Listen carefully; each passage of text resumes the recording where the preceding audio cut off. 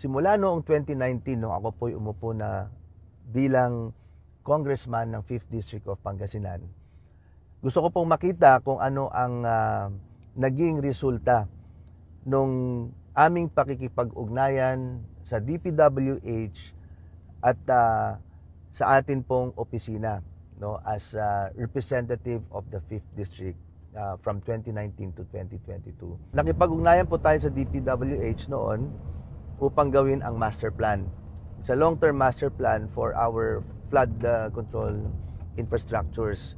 So sila ang experts. At ako naman bilang isang tulay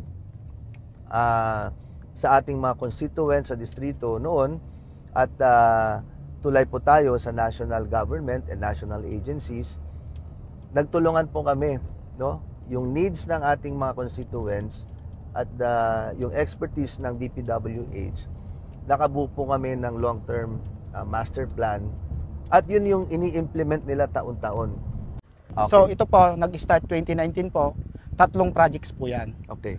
And then mga sumunod po, part po ng Santo Niño. And so yung mga part po ng flooding po natin, nag-uumpisa po dito sa Mangkasoy hanggang dun po sa part ng poblasyon po. So makikita nyo, hindi ito ghost project, no? At makita nyo, ilang taon na ay buong-buo pa rin. Dumaan na ito sa kwan. Maraming mga baha, no? Hindi to pinalit na daan lang para magmukhang maganda.